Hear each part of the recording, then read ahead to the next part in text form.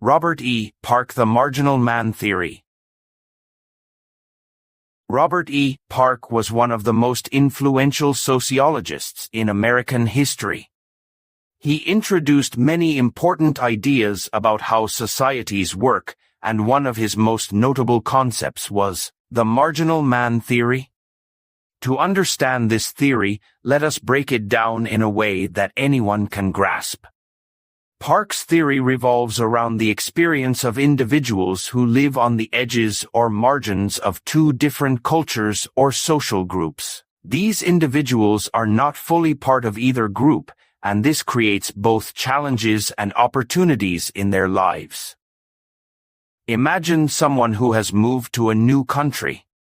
They are still connected to the traditions, language, and customs of their home country, but they are also trying to fit into the new culture where they now live. This person might feel like they do not completely belong to either place. They may struggle with their identity, feeling like they are caught between two worlds. This is the essence of the marginal man. Park believed that the marginal man is created in situations where different cultures or groups come into close contact, especially during times of significant social change, like immigration or urbanization. When two groups with different beliefs, values, and ways of life mix, it creates a space where some individuals find themselves in between. They are part of both worlds but fully belong to neither. This in-between status can be difficult. A marginal man might feel misunderstood by both groups. For example, immigrants might feel judged by people in their new country for not fully adapting, while their family or community might criticize them for abandoning traditional values. This emotional and social tension can make life very complicated. But Park also saw the marginal man as having potential. Because they are exposed to two different ways of life, they can become bridges between cultures. They might develop unique perspectives, combining the best of both worlds. For example, a person who understands two languages or two sets of traditions can act as a mediator, helping people from different backgrounds understand each other.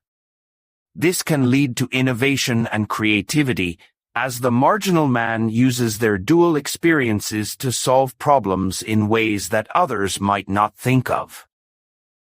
Park's theory goes beyond individuals and can apply to larger social issues. For example, think about how societies deal with diversity. In a world that is becoming increasingly interconnected through globalization, more and more people experience the feelings of being marginal. Whether it is through immigration, interracial relationships, or even adopting new technologies, people often find themselves navigating different worlds. Park's theory reminds us of the struggles and contributions of these individuals. The marginal man's experiences can help us understand many aspects of modern life.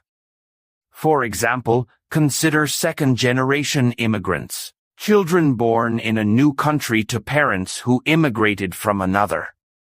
These children might grow up speaking their parents' language at home but another language at school.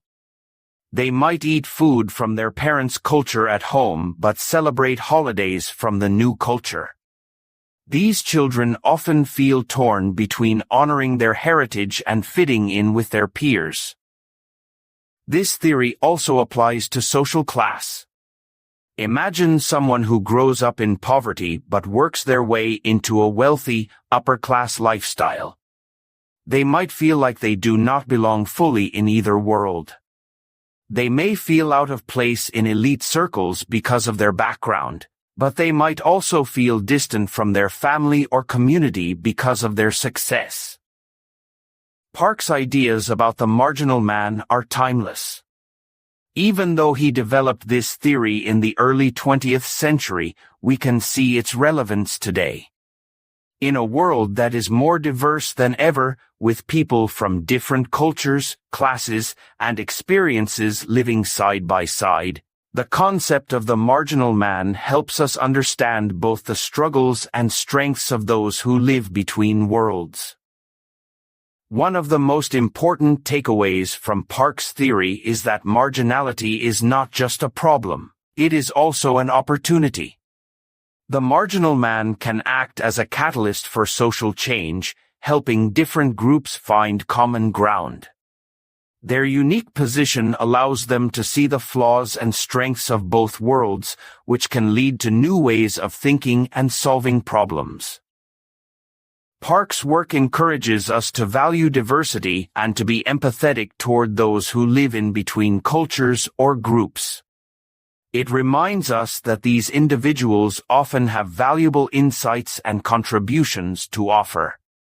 Instead of focusing on the difficulties of being marginal, Park invites us to see the potential for growth and connection. So, when you think about the marginal man, remember that this concept is not just about challenges, it is about opportunities.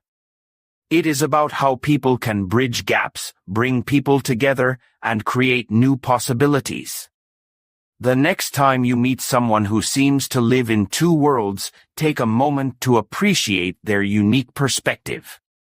They might just have the key to solving problems and building bridges in ways that no one else can.